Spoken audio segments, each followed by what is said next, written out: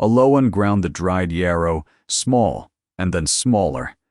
The still room was cold enough that her breath showed. She had come down in her nightgown with a shawl over it and a candle in a tin holder, and she had not asked leave of anyone because there was no one left in that house who would have given it. She was not supposed to be out of bed.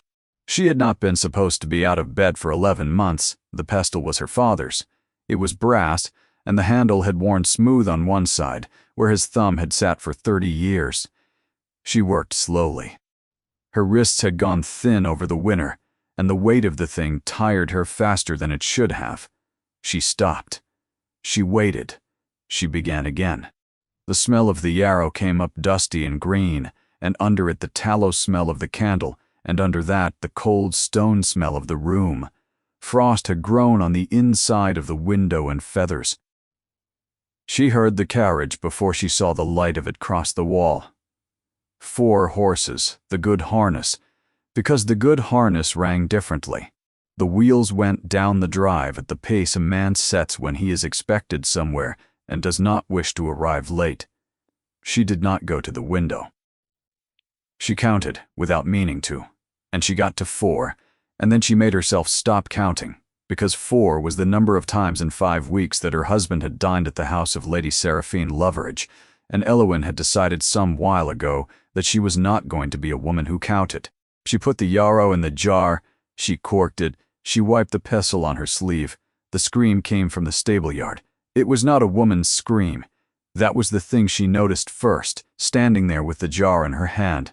It was a boy's, and it went up high and then broke off, which is worse than a scream that continues. Aloan set down the jar. She took the candle. She went out through the scullery door into the frost in her nightgown and her shawl and her thin house shoes, and the cold went through all 3 of them at once, and she did not stop. The yard was full of lantern light and shouting. The gray colt was loose at the far end, with the broken end of a rope swinging from its halter. Ivo Beck was on the cobbles with 3 men around him, and none of them touching him. He was 12. She knew him because he brought the milk up to the kitchen door, and because he had once, without being asked, mended the latch on the still-room shutter. His arm was badly hurt, and it was bleeding. "Ashcott is 7 miles, someone else said. Then send." Elowen knelt on the stones. The cold came up through her knees, and she let it. She did not tell them who she was, they knew. She said, "Give me your belt." The head groom Havelock stared at her. "Your belt," she said again, and she said it in the voice she had used perhaps twice in her life, and he pulled it free and put it in her hand. She looped it high on the boy's arm above the hurt, and she pulled it and set it, and the bleeding slowed, and Ivo made a sound, and she said, I know. Look at me. Look at my face. Good." "Bring me the black case from the stillroom shelf," she said. "The brass one. Do not open it. Bring the whole of it." They brought it. It was her father's. It had been her father's before he died in a rented room in Wickersley, with his instruments already sold, and it was the last thing in the world she owned that no one had given her. She worked for a long time. She cleaned it, and she closed it, and she bound it, and she did every part of it in the order her father had taught her at a counter in a shop when she was 9 years old, and her hands, which shook in the mornings when she lifted a cup, did not shake at all. She was aware of this in a distant way. She thought that it was strange, and then she thought nothing, because there was no room in her for thinking. The bone had to be set. Ivo fainted before she began, which was a mercy, and she used the time. When it was done, she sat back on her heels on the cobbles, and the cold arrived all at once, everywhere like water poured over her. Mrs. Vellicott had come out. The housekeeper stood at the edge of the lantern light with her arms folded into her apron and her face doing something complicated. "He will keep the arm," Elowen said. "He must not be moved before morning. Blankets and a fire in the tack room, and one of you sits with him and wakes me if his lips go pale." "Your Grace," Havelock said. His voice had gone strange. "Not tonight, Havelock." She tried to stand and could not, and Havelock, who had known her for 4 years and had never once touched her, put his hand under her elbow and lifted her onto her feet as though she weighed nothing at all, which by then she very nearly did. They took her in. Mrs. Vellicott put her in the chair by the kitchen fire and put a cup in her hands and stood in front of her while she drank it, and neither of them said one word about where the carriage had gone. The clock in the passage struck 11, and then, out in the dark at the bottom of the drive, somebody knocked at the Manor gate. Nobody moved. The knock came again. 3 times, flat and even, the sound a person makes with the side of a closed fist when they have already decided they are going to be there a while. Mrs. Vellicott looked at the window. Havelock looked at the floor. "The gate is shut," Havelock said. "Yes," Elowen said. "I heard it shut." His Grace gave the order himself. No admittance after dark while he is from home. "Not to anyone. I know what the order was. It is not a night to be out in," Mrs. Vellicott said. "To nobody." The knocking stopped. That was worse.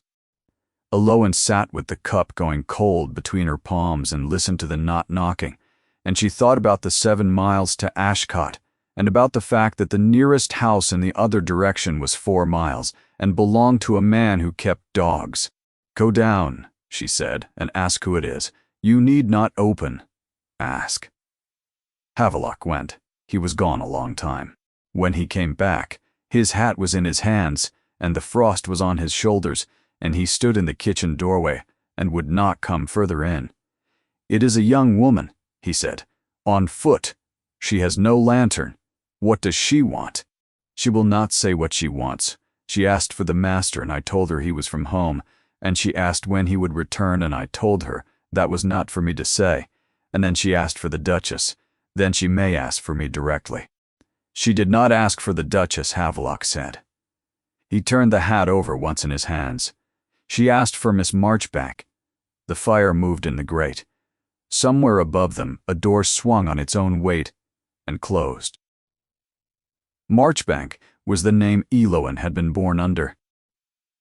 It belonged to an apothecary and surgeon of the town of Wickersley, a man who had set bones over a shop counter and had been buried by subscription because there was not enough left to bury him otherwise.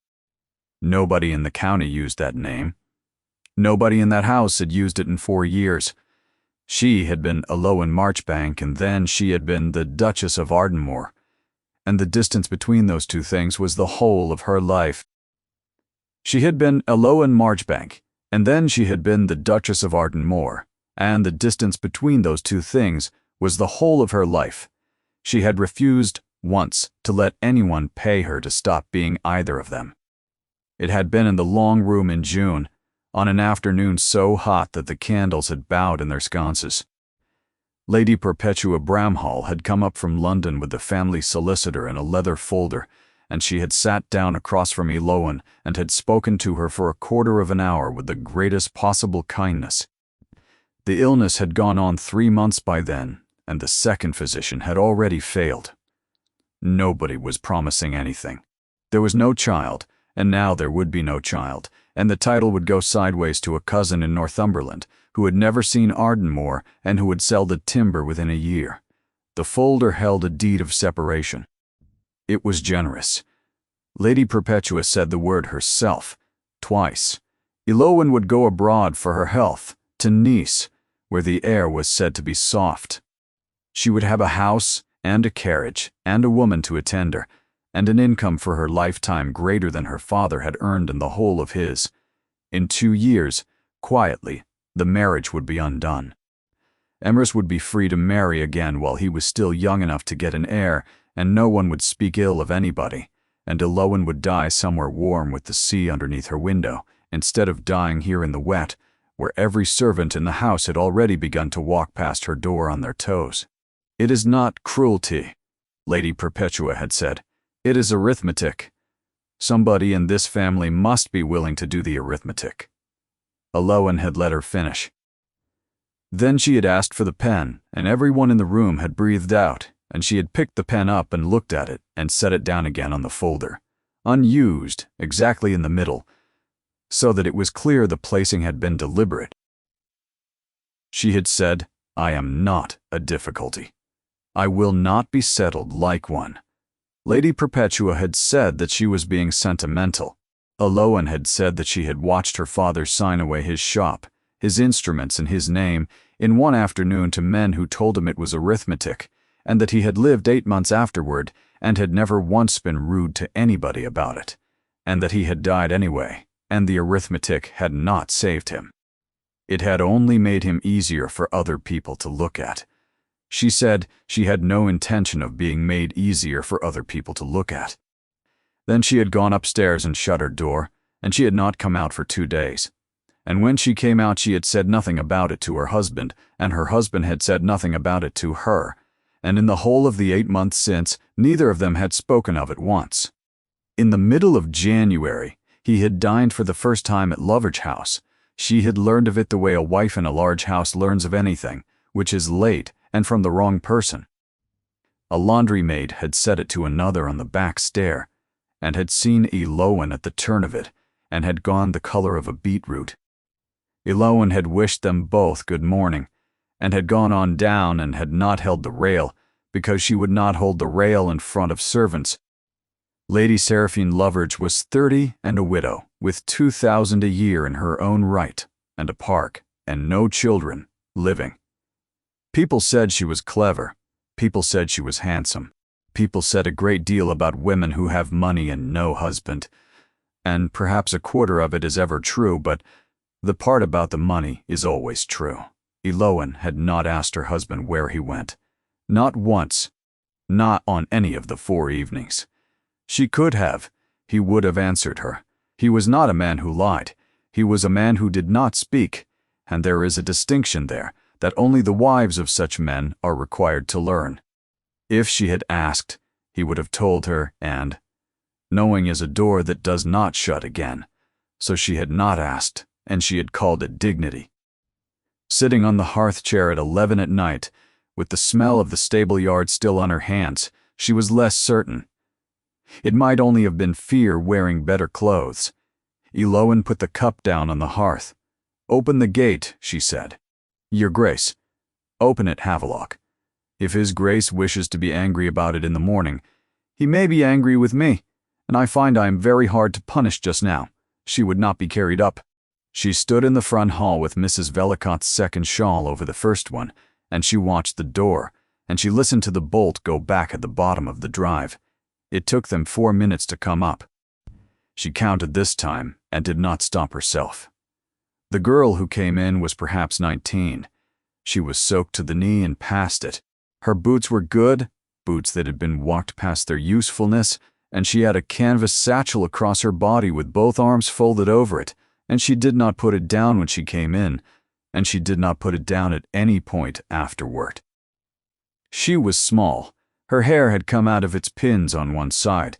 She looked at the hall, at the stair, at the height of the ceiling, and Eloan watched her decide not to be impressed by any of it. Then she found Eloan, and she stopped. "You are Miss Marchbank," she said. "I was." The girl's chin came up. Her mouth was blue at the edges, and she was shaking in long, slow waves that she was plainly trying to hold still, and she said, "My name is Thomasin Alder." "My father is Rafe Alder." Eloan did not move for a moment. Rafe Alder had been her father's apprentice. He had been 18 when she was 9, and he had let her hold the lamp, and he had taught her the name of every bone in the hand, while her father pretended not to hear him doing it. "Where is he?" Eloan said. "He is in Wickersley," Thomasin said. "In the jail. For debt. He has been there 13 months. The clock in the passage went on with what it was doing. "You have walked from Wickersley, from the coach at Ashcott." "The coach was as far as my money went, that is 7 miles. "Yes," said Thomasin Alder, "I know how far it is. I have just done it." Mrs. Vellicott went out of the hall very fast, and there was the sound of the kitchen door, and she was back in a short time with bread and dripping and hot milk, and the girl ate standing up with the satchel still across her, which told Eloan more than anything she had said. "Sit down," Eloan said. "I would rather stand. You are going to fall over." "I have not fallen over yet," Thomason said, and she said it with her mouth full, and something in Elowen that had been asleep for 11 months turned over and opened one eye. "Why have you come here?" "I came to speak with the Duke of Ardmore. He is from home. I know he is from home. I know exactly where he is." Thomason put down the cup. "That is why I came tonight." Elowen waited. She was good at waiting. She had spent 11 months in a bed doing very little else. Thomason looked at her and looked at the satchel, and something went across the girl's face that Elowen could not read, and she said, "I will wait for him. I will wait in the yard if I must. I do not think it is mine to tell." "Then you will wait in the blue room with the fire," Elowen said. "because I will not have 2 people carried in off my cobbles in one night."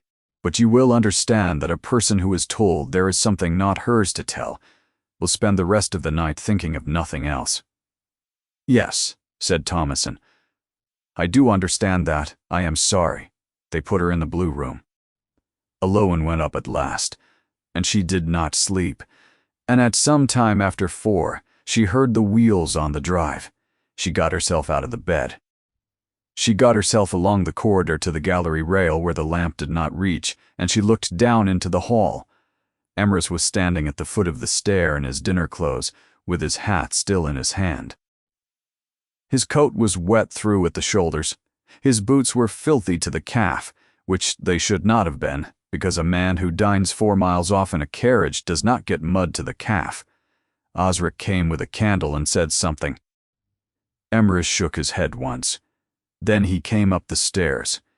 He came up quietly, the way a man does who has learned which of them speak, and he turned at the landing and went along to her door, and he stopped there. He did not knock. He did not open it. He stood with one hand flat against the wood, and then he put his forehead down against the wood as well, and he stayed like that. Elowen stood in the dark 10 feet away and did not breathe. He straightened. He took a folded paper out of his breast and looked at it, and he did not read it. He only looked at the outside of it, and then he put it back and went away down the corridor to his own room, and the door closed, and the house was quiet. She had seen his face for 1/2 of 1 second as he turned. She had been married to him for 4 years, and she had never seen it look like that.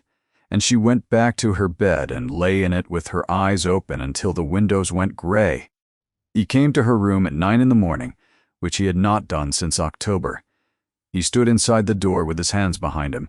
He was shaved and dressed, and there was nothing in his face at all. "The boy will keep the arm," he said. "Yes, Havelock tells me you were an hour on the stones." "It was less than an hour." "It was an hour," Emrys said. "I asked him twice, because the first time he tried to make it sound better." Elowen sat up straighter against the pillows. "I have written to London," he said. "There is a man at Guy's who is said to be very good. He will come at the end of the month. Thank you. And in the spring you will go to Nice." The room was quiet. "I have taken a house," Emrys said. "The air is dry there. Velicott will go with you. It is arranged, and it is paid for, and there is nothing left in it for you to decide." He said it fast, the way a man crosses cold water. Elowen looked at her hands on the counterpane. They had been steady on the cobbles for an hour, and they were not steady now. "No," she said. "Elowen, you will unarrange it. It is your health. It is a house in a country I have never seen, and my letters coming out 4 weeks behind."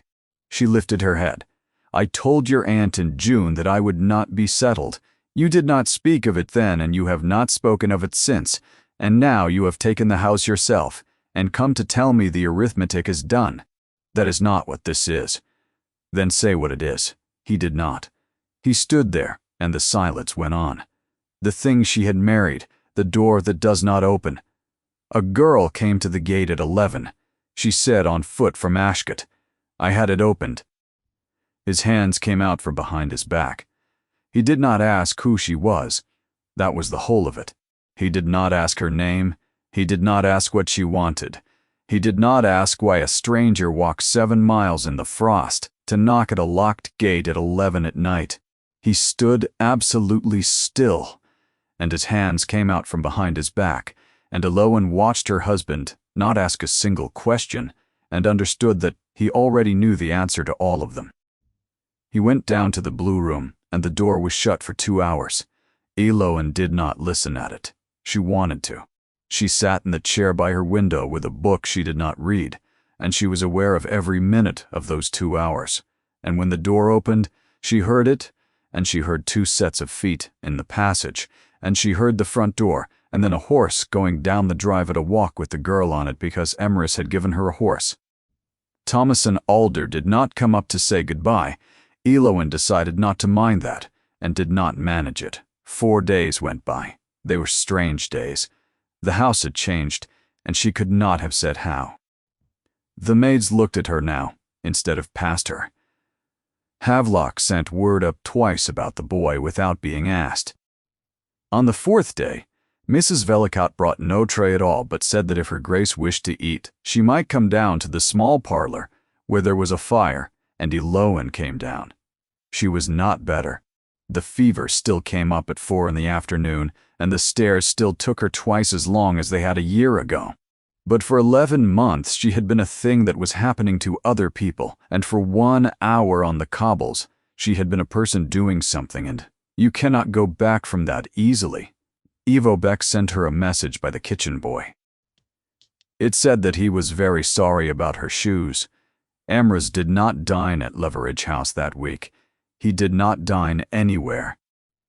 He was out on horseback before it was light, and back after dark, and twice she saw him come into the yard with the horse blown and his face set, and he did not come up to her room again. She still did not ask him. Then on the 5th day a note came. It came by a groom in green livery, which nobody in that house had seen before. Mrs. Vellicott brought it up between 2 fingers, as though it were warm. The paper was heavy, and the hand was small and upright, and there was no crest on it. That said, "Madam, I am aware that you have every reason not to read this, and I will therefore be brief. I should like to receive you at Leveridge House at any hour that suits you, on any day you choose. Bring anyone you wish. I ask nothing of you, and I have nothing to ask of you. I am aware of how this will be understood in the county, and I do not care what the county understands. If you do not come, I will not write again. Seraphine, Leveridge. Eloan, read it twice." Then she gave it to Mrs. Vellicott, who read it, and put it down on the table and put her hand flat on top of it, as if it might get away. "You will not go," Mrs. Vellicott said. "Why not?" "Because she wants to look at you." "Yes," Eloan said. "I expect she does." "And you will sit there in that house and let a woman like that look at you?" Eloan turned the note around on the table with 1 finger until it faced her again. "Thirza," she said, and she almost never used the name. In June, his aunt sat in the long room and explained to me very kindly that I was a sum that wanted doing. I have spent 8 months since then, being extremely careful and extremely quiet, and being careful and quiet has got me a house above a town in Nice that I never asked for. I am done with it." Mrs. Vellicott's mouth went thin. "You are not a sum," she said. "You never were one. I have said so in this house to people who did not want to hear it. I know you have. I have said it to him." Eloan looked up. But Mrs. Vellicott had already taken up the tray and gone to the door, and she stopped there with her back turned and said, "Wear the gray. And do not let them take your shawl at the door, because you will be cold in that hall, and cold makes you cough, and she will hear it, and she will think she knows what it means." She went alone. That was decided at the top of the stairs, and no one argued with her twice. The drive was 4 miles, and it took the carriage half an hour, and it took Eloan all of that half hour to be ready to arrive. She sat with her hands folded and her back off the cushion, and she did the thing her father had taught her to do before setting a bone, which was to breathe out longer than you breathe in. She had expected to be afraid on that road, and she was not.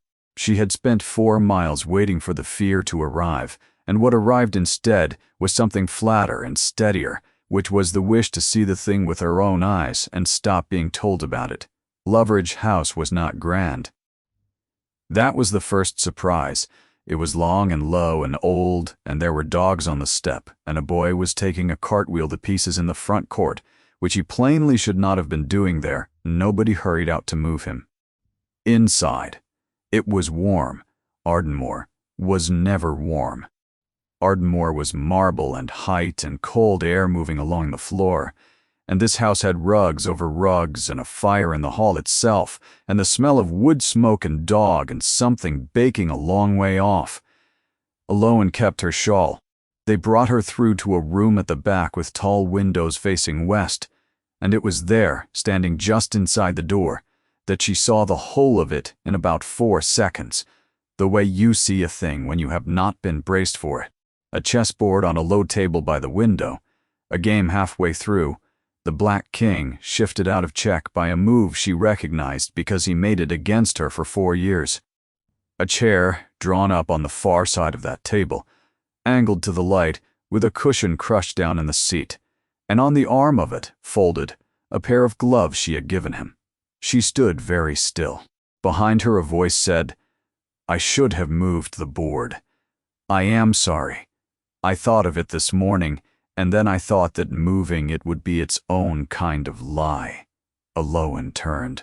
Lady Seraphine Loveridge was taller than she was, and about her own age, or a little older, and she was handsome the way a good horse is handsome, all bone and directness, and she was wearing a plain dark dress with ink on the cuff. She did not curtsy properly. She began to, and then stopped, as though she had remembered halfway that the two of them were past the point where it would mean anything, and Elowen found she preferred that to the alternative. "Your Grace," said Lady Seraphine.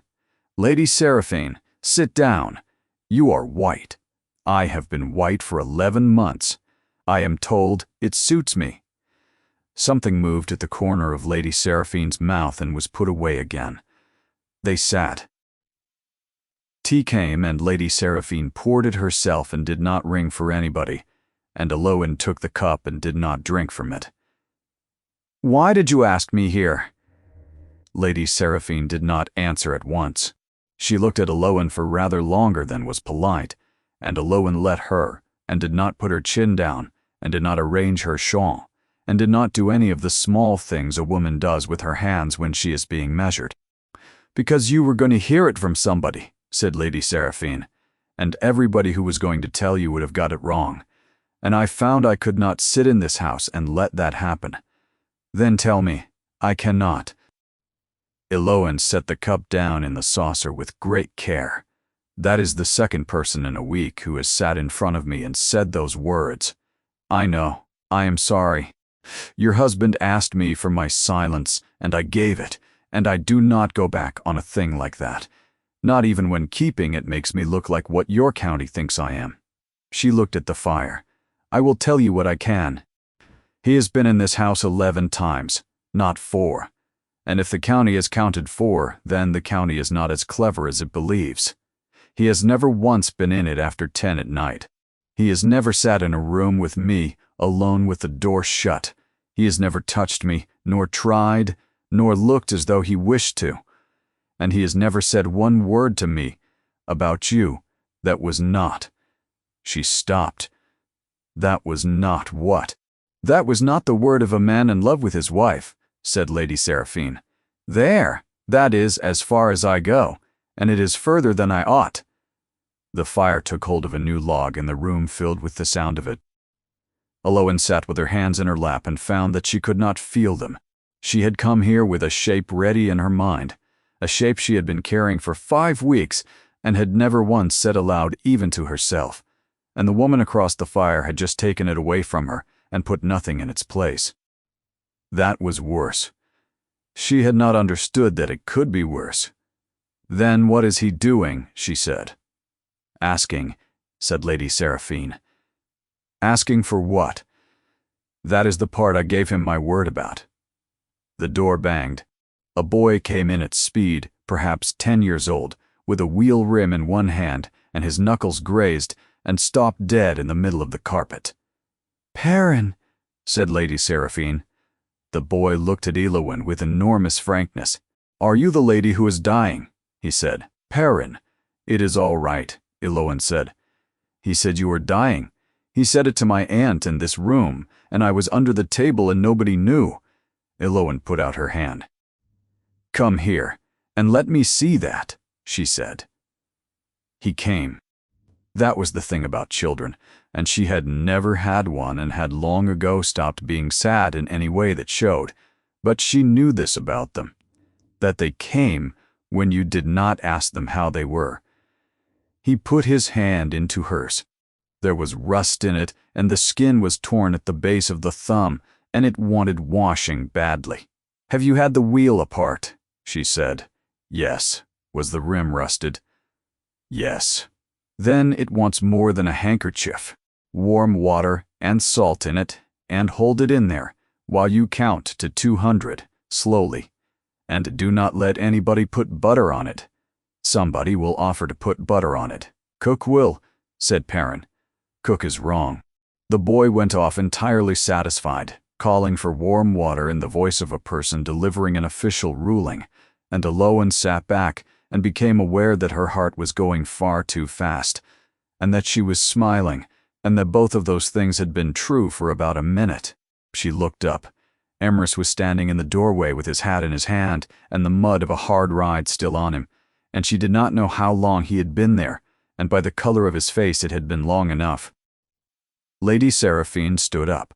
"I have letters," she said, which was not true and was not meant to be believed, and she went out and shut the door behind her. And for the first time in 5 weeks, Elowen Marchbank was in a room alone with her husband, and neither of them had anywhere else to be. Emrys did not sit. He put his hat on the table by the chessboard. He looked at the board and moved nothing. "Sit down," she said. "You have ridden. I would rather stand. Then we shall both be uncomfortable." He sat. He sat forward with his elbows on his knees and his hands hanging, and the mud on him was drying pale, and Elowen saw that he was thinner than he had been in the autumn, and that she had not noticed this, and that she had had 11 months in which to notice it. "Say what it is," she said, and he said it. "There were 2 before this," he said. "You will remember them. Dr. Prance, in the spring of last year, who bled you 9 times and left you weaker each time, and Dr. Halliday, after him, with the mercury. I remember. The second time, when Halliday told you it had not answered, I was standing at the end of the bed and I saw your face. I have seen a great many people receive bad news. I have never seen anything like your face. You said thank you to him. You thanked him, and you asked after his journey." Elowen said nothing. "I decided then that I would not do it to you a 3rd time, Emrys said. "Not until it was certain. That was the decision. Everything since has come out of it. Go on." "In September I read your father's case books." She looked up. "You have them. I have had them since the year we married. Your uncle was going to burn them for the shelf room.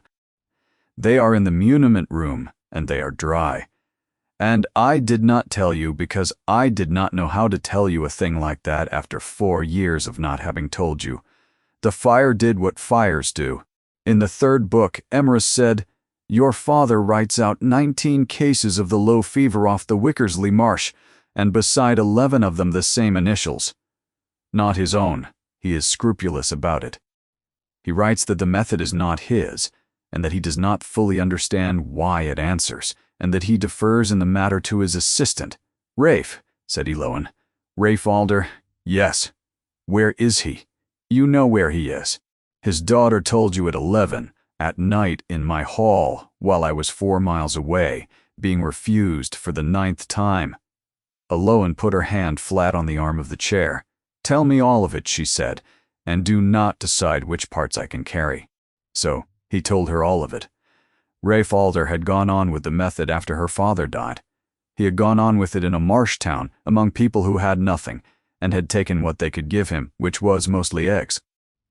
When the fever came up bad the year before last, he had borrowed to keep going, and the men he borrowed from were the Loveridge estate, and when the note fell due, they took him for it. The debt is not Lady Seraphine's to forgive, Emrys said.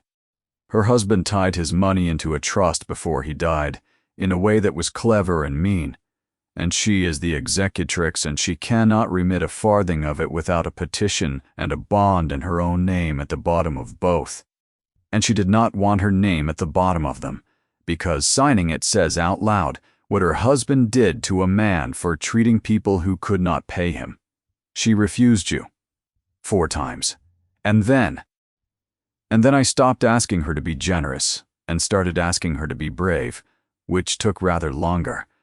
Eloan found she had to look at the fire.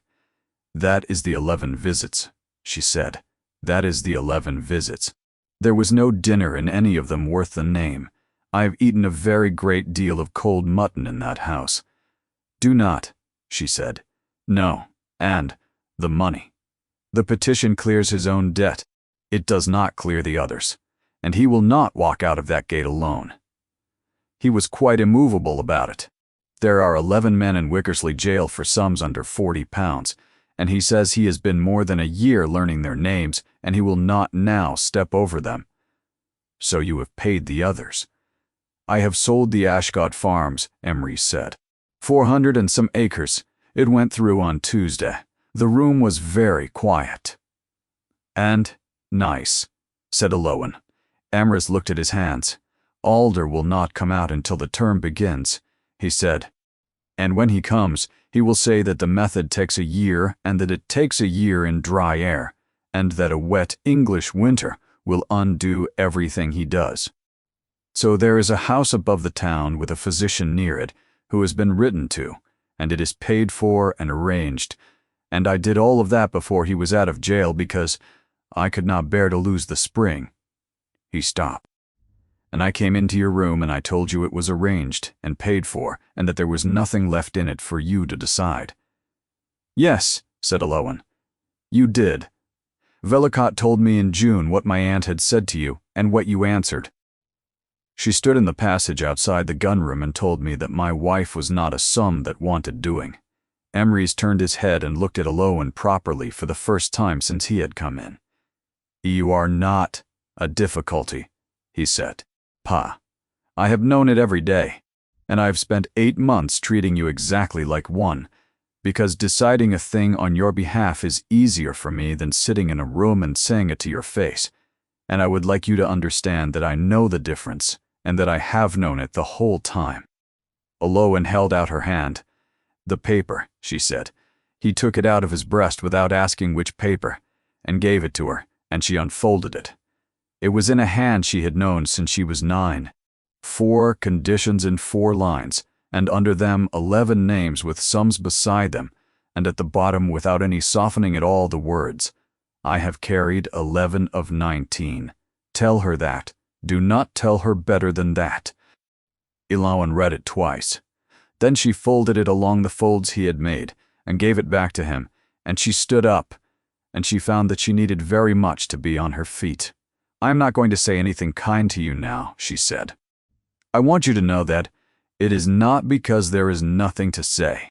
It is because I have been alone in a room for 11 months, and you have been alone in a room for 11 months, and they were not the same room, and I have not yet decided what to do about that. Rafe Alder came out of the jail at Wickersley on the 14th of March, and the 11 came out with him, and one of them cried in the road, and the rest of them did not. He arrived at Ardenmoor 2 days later on a hired horse with a wooden box strapped behind the saddle, and his daughter riding beside him. He was 39, and he looked 60. His hands shook until he began to work, and then they did not. He stood in the front hall and looked at Eloan for a long moment, and said, You have your father's chin, and none of his sense.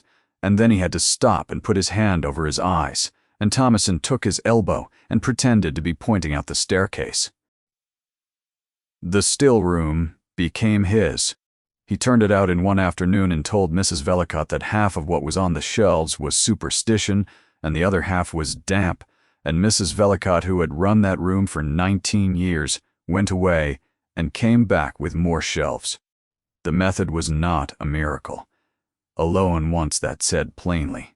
It was bark, and it was timing, and it was a great deal of tedious observation, 6 readings a day written in a ledger, and a diet that was mostly disappointing, and rest measured out in exact quantities like a dose. Alder was rude to her about the rest. He was rude to her about everything. It was the first honest treatment she had been given since the thing began, because it was the first that had never once promised her anything. In the 4th week, the afternoon fever did not come. Nobody said a word about it. Thomason wrote it in the ledger and looked at the page for a while, and then wrote the next line. In the 5th week it came back, and Alder said that it would, and that anyone who had told her otherwise was selling something. In the 6th week it did not come, and it did not come the day after, and on the 3rd day, Iloin walked from the house to the end of the lime walk and back without stopping, and Ivo Beck, who was minding a gate that did not need minding, took his cap off as she went by, which he had never done in his life. She and Emrys began very carefully to speak. It was not a reconciliation. It was more like 2 people learning a language in the same house from different books. He came up at 6 each evening and sat in the chair by her window and told her the day, not the important parts, the stupid parts. A dispute about a hedge, a tenant who had named a bull after him. She told him what Alder had shouted at her about. They did not touch, and they did not speak of Nice, and neither of them said one word about June. But he came up at 6 every evening. That was the thing. Once, in the 5th week, he was late. He came at 7:30 with an apology already starting, and Loan heard herself say that it did not matter, and then heard herself say before she could stop it that it did matter, that she had been watching the clock since 10 past, and that she would rather be a woman who admitted it than a woman who was gracious about it. Emrys stood in the door and took that. Then he said that it would not happen again, and it did not. Thomas and Alder took to sitting on the still-room floor with her back against the cupboard, eating apples and asking questions that would have got her put out of any respectable house in the county, and Eloin answered every one of them. By the end of April, the ledger showed 12 clear days out of 14. Alder read it and grunted, and said that he would say nothing more definite than that he had seen worse, and Thomason said that from her father that was a brass band. They were to leave for Nice in the 2nd week of May. The trunks began to come down from the top floor. Mrs. Velicott developed strong opinions about linen. Perrin Loveridge wrote a letter offering to come as far as Dover, and Lady Seraphine wrote separately to say that he would not be coming as far as Dover. Eloin stood in the yard on the last day of April in the sun, with her face turned up to it, and thought, without any drama about it at all, that she was going to live. And that was when Havelock came round the corner of the stable block with his hat already in his hands, and said that there was a carriage on the drive, and that it was Lady Bramhall's. She received her in the long room, because it was where it had been done the first time, and Eloin had discovered in herself a taste for finishing things in the rooms they were started in. Lady Perpetua Bramhall was 60 and had the family bones. She came in with her gloves still on and stopped in the middle of the floor and looked at Eloin for a good 5 seconds. "You are walking," she said. "I am, yes." I had heard it, and I did not believe it. She pulled the gloves off, one finger at a time. "Well, I am glad. I want that said at the beginning, because you will not believe it at the end, and it will be true at both ends. Sit down, Lady Perpetua." They sat. "Do you know what your husband has done?" said Lady Perpetua. "I know all of it. You know he has sold the Ashcott farms. Yes. Do you know what the Ashcott farms are? 400 and some acres. "They are the whole of the free land," said Lady Perpetua. "Everything else in that man's possession is entailed, and he cannot sell a hedge of it. Ashcott was what his grandfather bought out of the entail, so that this family would have one thing it could turn into money in a bad year. There is no bad year fund now. There is no rebuilding the mill now, and the mill will go in the next flood, and there is no portion for the Northumberland girls. And if the roof of the West Range goes as it will go inside 10 years, there is nothing to mend it with, and it will be shut up. I understand. I do not think you do. He has also borrowed against the London house." Eloan's hands were in her lap and she kept them there. I did not know that, she said. No. He does not tell people things. It is his one great talent. Lady Perpetua leaned forward. Now, Dr. Alder, what did he tell you your chances were? He gave me the number of the cases he has carried out of the number he has treated. 11 of 19. Yes. Lady Perpetua nodded slowly.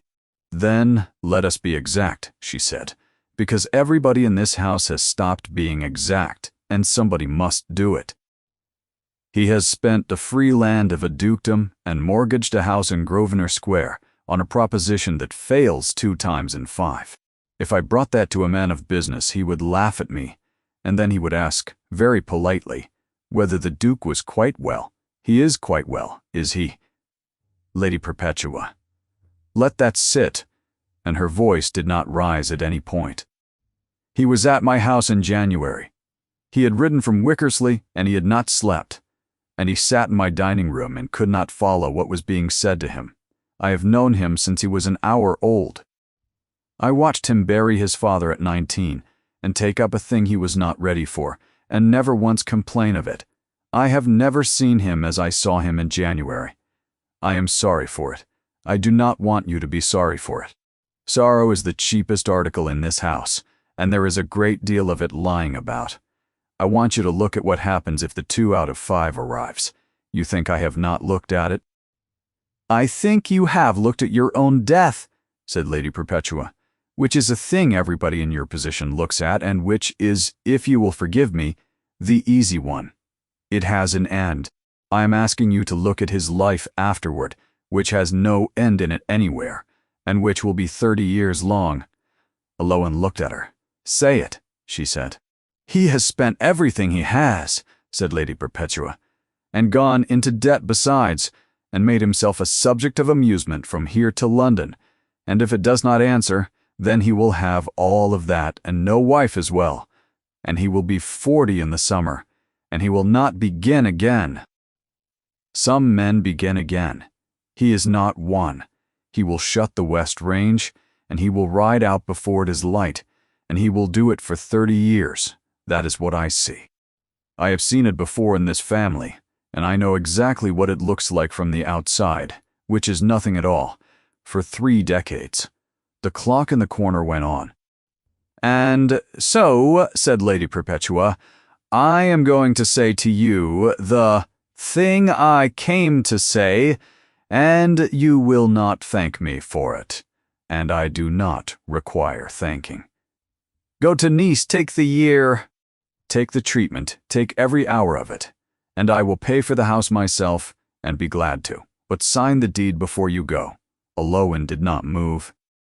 Sign it, said Lady Perpetua, and go, and then whichever way it falls, he is not standing in the wreck of his whole life holding a coffin. If you live, you come back, and you tell him you have changed your mind, and any court in England will let 2 people who wish to be married. If you do not live, he is a widower at 40, with an estate that survived, and he marries and there are children in that house before he is 50. You lose nothing by signing. He loses everything by your not signing. And you are the only person alive who can do it, because he will not, because he would rather go down with you than be sensible, and I love him for it, and I will not permit it. The fire had gone low. Eloan sat very still, and she made herself hear all of it. She did not look for the flaw in it while it was being said, which is what people do, and which is a way of not hearing. She sat with her hands in her lap and let the whole shape of it come in. And the terrible part, the part she would think about at 4 in the morning for a long time afterward, was that most of it was true, not the conclusion. The conclusion was wrong, and she knew that within a minute. But the road to it was paved the whole way with true things, and she had walked down every one of them herself in the small hours of the last 4 nights without any assistance from anybody. Lady Perpetua, she said, may I ask you one question? You may. Who did the arithmetic on you? The room changed temperature. Eloan had not planned the question. She had gone looking for something to hold, and that was what came up in her hand. Lady Perpetua's face did not change. Her hand on the arm of the chair did. "I beg your pardon. You said in this room in June that somebody in the family must be willing to do the arithmetic. You said it as a person says a thing they have carried a long way. When your husband failed, who sat down in front of you and explained to you very kindly what the sensible course was. The silence went on a good deal too long. That is not your concern," said Lady Perpetua. "No," said Aloan, "it is not. And whether I sign a paper about my own marriage is not yours. I have just given you the reasons. You have given me excellent reasons. I want you to understand that I am not disputing one of them. Proms are gone, and the mill will go, and the roof will go, and it may all have been for nothing. And I will carry that, and I will carry it better than you think, because I have had 11 months of lying in a bed listening to people arrange me, and I have had a great deal of practice at carrying things. Then be sensible." I was sensible in June. Aloan stood up, and she found as she did it that her legs would hold her, which they would not have done a year ago, and she took a moment to be glad of that in a thoroughly ungracious way. I was sensible. For 8 months, I was so sensible that my husband rode out all winter to a place he would not name, and I let him, and I called it dignity, and it very nearly cost us both everything. I am finished with being sensible in the way you mean it. If he wishes to be released from this marriage, he is a grown man, and he may say so to my face, in a room with the door shut. He will not be released from it by his aunt and a solicitor and a folder while he is out on a horse. Sit down, Miss Marchbank." Aloan looked at her. "You have not called me that in 4 years," she said. "You will not do it now to make me small. I was Marchbank in a shop over a counter, and I am not ashamed of 1 hour of it." She walked to the door. She got down the length of the long room. She got out of the door and along the passage and past the gun room and up the stairs and around the turn where the window is, and she did all of it at the pace of a woman with nowhere particular to be. Then she sat down on the step out of sight of everyone and put both hands over her mouth and shook until it had gone through her. It took some time. She had learned a good deal in 11 months about waiting for things to pass. Nobody saw. She was very careful about that, and she was careful about it for 4 days afterward, which was 3 days longer than she should have been. She did not tell him. That was the whole of the 4 days that followed, and she understood exactly what she was doing, and did it anyway, which is the difference between a habit and a decision. He came up at 6 each evening, and sat in the chair and told her about the hedge dispute, which had got worse, and she listened and laughed in the right places, and did not say that his aunt had sat in the long room and set out the arithmetic, and that half of it was correct. The trunk stood in the passage.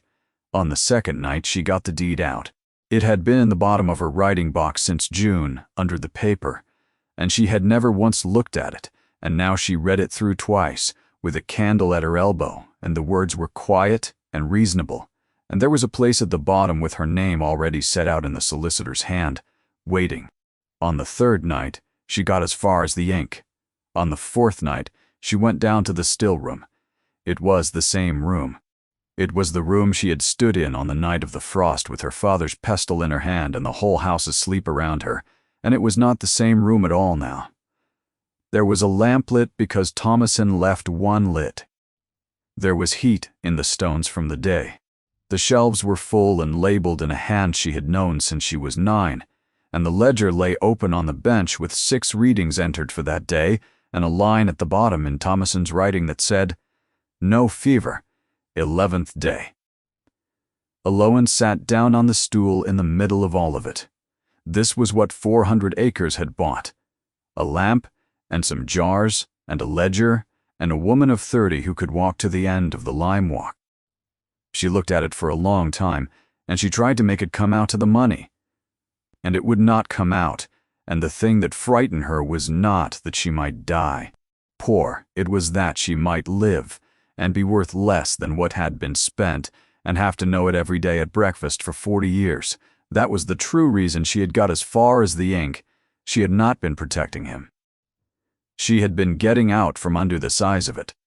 The Lowen sat in the warm still room with her hands loose in her lap and admitted that to herself, and it was not a comfortable thing to admit, and she made herself sit there until she had finished admitting it.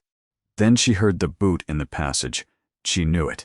She had known that step for 4 years, and it was too heavy, and it was wrong for the hour, and there was mud in it. Omries was standing in the doorway in his riding coat with the rein on his shoulders, and it was 2 hours past midnight. "I have come from Wickersley," he said, "at this hour." "I have come from Wickersley," he said again, as though the second saying would put the first one right. He did not come into the room. Alder wanted a thing out of the jail. A book of his that the clerk would not give up, and I would not send anybody else for it. And I have been arguing with a man about a book since 4 o'clock. Did you get it? Yes. Good. Elowen. My aunt was here. Yes. Velicott told me an hour ago. She has been sitting on it for 4 days. Because you asked her to, and she stopped being able to. I did not ask her to. She decided. She is very like you. He came into the still room then, and he did not sit, and he did not come as far as her. "I know what she said to you," he said, "because it is what she says. And she is right about most of it. She is right about the farms. She is right that the mill will go. She is right that I borrowed on the London house which I did not tell you, and I am telling you now, and I will tell you the sum if you want it. She is right that it fails, 2 times in 5. And she is right that if I lose you now, I will not begin again. And I want you to hear me agree with her about that, instead of pretending, because I have done a great deal of pretending in this house, and it is the only thing I have ever been really good at." "What is she wrong about?" Emrys took a breath and let it go. "She said you would lose nothing by signing." He said, "That is the sentence I cannot get past. She has been saying it in this family for 40 years, in one form or another, and she believes it. And she believes it because it was said to her once, and she survived it. And she has never forgiven anybody for that, least of all herself. She thinks a person is the sum of what happens to them afterward. She thinks that if the arithmetic comes right in the end, then the year in which you were treated as a figure in it does not count. It counts. It is the only thing that does count. I have had 8 months of finding that out. Elowen did not say anything. And she is wrong about the other thing, he said, which, she said you were the only person who could sign it." Emrys's voice did not change at all. "She is wrong. There are 2 of us in this marriage, and there have always been 2 of us, and every time, in 11 months that anybody has spoken about the future of it, there has been one of us in the room. In June it was you and my aunt, and I was not there. In September it was me and a physician in a jail, and you were not there. She has spent 4 days believing that this ends with one person signing something alone, and I have spent 4 days riding to Wickersley and back. And, Elowen, I am so tired of it. I am so tired of the 2 of us being managed in different rooms." She stood up off the stool. "Then let me manage you here," she said. "In this one." He waited. "Before I say the rest of it," said Elowen, "I am going to tell you what I was doing in this room at 2 in the morning, because if I do not say it now, I will arrange it into something better by the end of the week, and then it will be a lie." He did not move. I had the deed out. 3 nights running. On the 3rd night I had the ink out as well. Emrys said nothing at all, and she was grateful to him for it for the rest of her life. "And I told myself it was for your sake," she said. "And I sat down on that stool an hour ago and made myself look at it properly, and it was not. It was because I came in here and saw the lamp and the jars and the ledger, and I thought, this is what 400 acres bought, a woman who can walk to the end of the lime walk. And I could not make it come out. And I was not frightened of dying, Emrys. I have been frightened of dying. And it is not this. I was frightened of living and being worth less than what was spent, and having to sit opposite you at breakfast knowing it every morning. For 40 years. Elowen, let me finish. I was going to sign that paper to get out from under the size of it. That is not nobility. That is the cheapest thing I have ever nearly done, and I very nearly did it 4 hours ago. And I want it in the room with us, and now it is." He crossed half the distance between them and stopped. "It cannot be made to come out," he said. "That is not a thing you have failed at. Nobody has ever made it come out. It is not that kind of sum, and you would not have asked me to do the arithmetic if the two of us were the other way about." "No," said Lowen, "I would not." "Then do not do it on yourself. I have something to say, and I'm going to say it badly." She put her hand flat on the bench.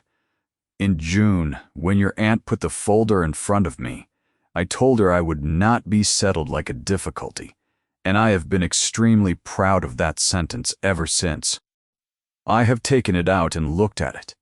And it was true, and it was also not the whole truth, and I have known that since about 4 o'clock this morning. Go on.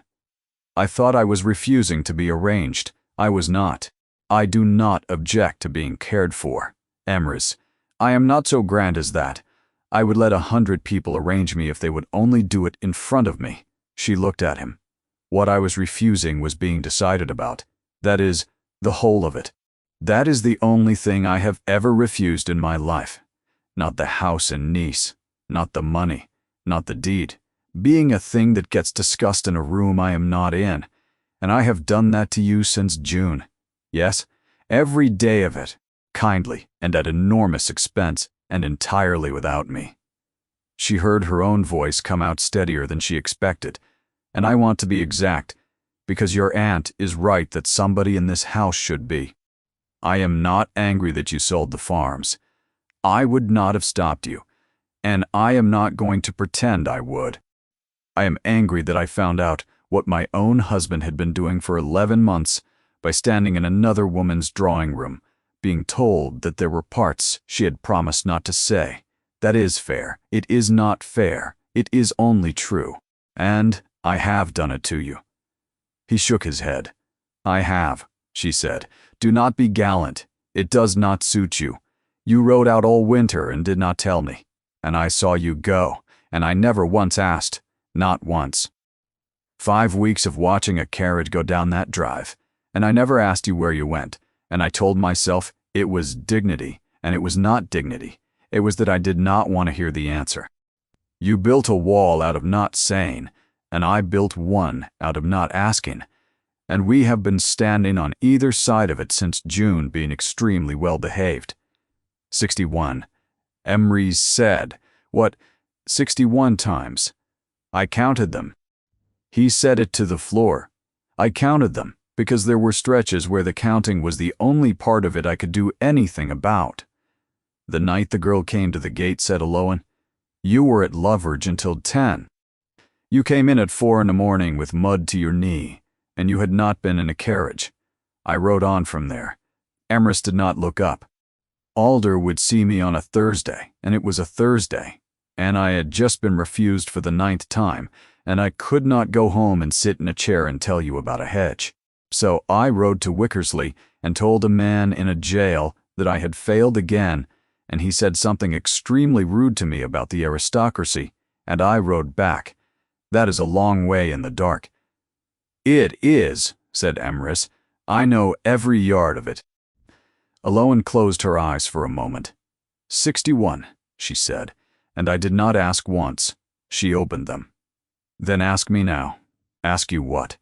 "Anything. Anything at all, out loud, in this room, with me in it, and I will answer it. And then I am going to ask you where you have been for 5 weeks, and you are going to tell me, even though I already know, because I want to have asked it once in my life." The lamp did what lamps do. Emrys said, "Will you come to Nice?" "Yes." "Will you let me come with you?"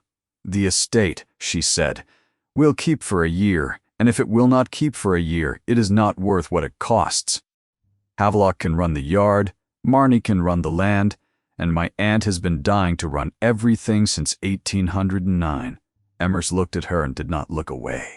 "I have sat in that chair by your window at 6 o'clock every evening for 6 weeks and told you about a hedge, I would like to do it somewhere warm. That is not a small ambition. I have wanted very little in my life, and I would like it noted that I have finally wanted something and said it out loud. Eloan crossed the stillroom floor. She did not go into his arms. She took hold of both his hands and turned them over and held them, and they were freezing, and there was a split across the knuckle from the rains, and the mud had dried into the lines of them. And she looked at them for a long moment, because they were the hands of a man who had ridden 61 times to a jail in a marsh town and had never once mentioned it at dinner. Then she put them against her own face, one on either side, which was not proper and was not restrained, and was the first thing either of them had done without deciding it first. "Where have you been?" she said. "Wickersley," said Emrys. "Every week since September, arguing with a bankrupt physician about the exact meaning of the word bark. Thank you for telling me. You already knew." "I know," said Eloan. "That is not what it is for." They were 3 days late leaving for Nice because Alder refused to travel until a delivery of bark had been checked by his own eye, and because Thomasin would not go at all until it was agreed that she was going as an assistant, and not as a companion, on wages, with the word written down. Lady Perpetua came to the yard on the morning. She did not apologize. Eloan had not expected her to, and would have thought less of her. For it, "I said a number of things in the long room," she said. "You did. I take back one of them." "Only one." Lady Perpetua drew her gloves on. "I said you were the only person who could sign it. I have thought about that a great deal, and it was a stupid thing to say, and I am too old to leave stupid things lying about. The rest of it I stand on, and I expect I shall be proved right about the mill." "You probably will." "Yes. Well," she looked at the trunks. "There is a woman in Nice, a Madame Ferron, who was very good to me the winter after my husband died, and I have written to her, and she will call on you, and you will find her tiresome, and she will be useful. That is all." She got into her carriage and went, and she did not wave. That November, a baroness at a party in Nice said something about the Duchess of Ardmore within Lady Perpetua's hearing, something about shopkeepers, and a great deal of money spent on a doubtful case. And Lady Perpetua turned round and destroyed her in 4 sentences in front of a dozen people, and then went on with her supper. She never mentioned it to Eloan. Madame Ferron mentioned it twice, with enormous relish, which is the only reason anyone knows. The house above Nice was small and white, and had a terrace with a vine on it that produced 9 grapes in the whole of the first year, which Thomasin counted and reported daily, as though it were the ledger. The year in Nice was not a story. It was a ledger, 6 readings a day, bark and timing and tedium, a relapse in the August that took 9 days and frightened everybody except Alder, who was insufferable about having predicted it, a second relapse in the winter that was shorter, then a long flat spring in which nothing happened at all, which Alder said was the best sentence in medicine, and which he made Thomasin write out twice. Emrys was there for the whole of it. That was the part nobody in England could be brought to believe afterward. A duke sat out a year on a hillside above a French town with a ledger and a bad-tempered physician and an assistant of 20 who called him by his name inside the house and not outside it, and he learned to take the 4 o'clock reading himself, and he was better at it than anybody except Alder, because he did not talk while he did it. There is a thing Eloan remembered from that year more than any other. It was not the terrace or the sea, or the day in the 2nd March when she walked into the town and back. It was an evening in the winter when the fever had come up and she was not at her best, and she woke at some hour and the lamp was low, and Emrys was in the chair with the ledger on his knee, not writing, not reading, simply sitting up with it, and when he saw that she was awake he said that a tenant at home had named a bull after him again, a different bull, and that he considered this to be a campaign. She was not cured. She wants that written down too. She was a woman of 31, who could walk 4 miles and not 5, who was careful in winter, who kept a ledger for the rest of her life out of habit and superstition, in roughly equal parts. Alder said she would have 20 years if she was sensible, and 10 if she was not, and she had considerably more than 20, and he did not live to be smug about it. They came home in the June of the following year. Now there is the other thing, and Eloanne did not learn it for a long time. It was 4 years afterward, and she was in Wickersley, because Thomas and Alder was being married there, and the morning was free, and she walked up the lane to look at the shop that had been her father's, which was a saddler's now. An old man was sitting outside the jail wall in the sun with his coat off. He knew her. She did not know him. He said he had been the turnkey there 22 years, and had come out on a pension, and still sat in the same place every morning, which he said was a joke he had made about 1,000 times. He asked after Dr. Alder. She told him about the wedding and about the practice at Wickersley, and about the fact that 11 of the names on a certain list had been at the church. "Ah," he said, "well, that was a bad business, and it came right, and there is not many that does." "It was," said Eloanne. "I will say this for your husband," said the old man. Eloanne stopped walking. "For 14 months, said the turnkey. "From the very first week of it, there was money left with me for that man. Candles and coal and paper and a pint of milk a day, and it was to be given him, and he was not to be told where it came from, and I was not to be told either, but I am not a fool, and I saw the servant." Green facings. Eloanne said, "From the first week. From the first week. Before ever your husband came here himself, which was not till the September of that same year. He said it comfortably, having no idea. There is plenty of gentlemen would pay a man's debt when they wanted a thing from him. I have not before or since known one to pay for his candles for a 12-month when he wanted nothing at all." She stood in the lane in the sun, with the saddler's shop behind her and her father's window over it, the window she had read by until she was 19, because it had been the first week. September was when he had read the case books and found the initials and understood that Rafe Alder might be able to save his wife. The first week of the imprisonment was 8 months before that.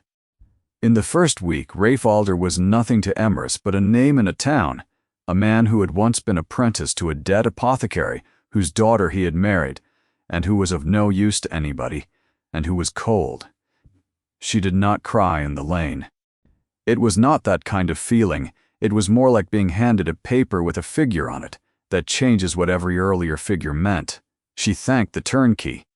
She asked his name, which was Bantry, and she remembered it, and 9 years later, when he died, she paid for the stone, and she did it in her own name, and not anonymously, because she had decided somewhere in that lane that the two of them were going to do it differently. She said nothing about it at the wedding. She said nothing about it on the journey home. She said it one evening in the November, by the fire, when the rain was going along the windows sideways and the house was quiet. "Emrys."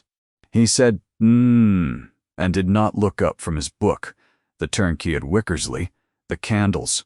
He turned a page. "I paid a man to leave a parcel," he said. "It is not the same as anything. You did it from the first week. You did not know then that he could help me. You did not know he could help anyone. He was your father's," said Emrys. "That is all he said." He did not put the book down, and he did not look up, and after a moment he moved his foot slightly against hers on the fender, which in 9 years of marriage was the largest gesture she ever got out of him in a room with the lamps lit, and Eloanne sat with her tea and let it be enough because it was. There is one more thing, and then it is finished. Ivo Beck grew up. The arm was stiff in cold weather, and it never stopped him. He was head groom at Ardenmore at 26, and he had a wife and a great many opinions about hedges, which he had got from the wrong person. The mill did go, in the flood of the 3rd year, exactly as Lady Perpetua had said it would. She wrote a letter about it that contained no version of the words "I told you so," and was therefore considerably worse. The West Range was shut up for 9 years and then opened again, because the Ashcott land came back to the family by a route nobody could have planned, which was that Perrin Loveridge grew up and bought it, and gave it to his aunt to give to them, and was extremely pleased with himself about it for the rest of his life, and was entitled to be. And the standing order at that house changed. It had been that the gate was locked at dark and no one admitted while the master was from home. Nobody ever announced that it had altered. It simply did. Sometime in that first year back, and afterwards the gate at Ardmore was not locked at night at all, and a lamp was kept burning on the near post from dusk until it went out on its own. And it was Evo who trimmed it, and it was Evo who taught the next boy to trim it, and the next boy was told only that it had always been done. Alowan used to look at it from the gallery window when she could not sleep.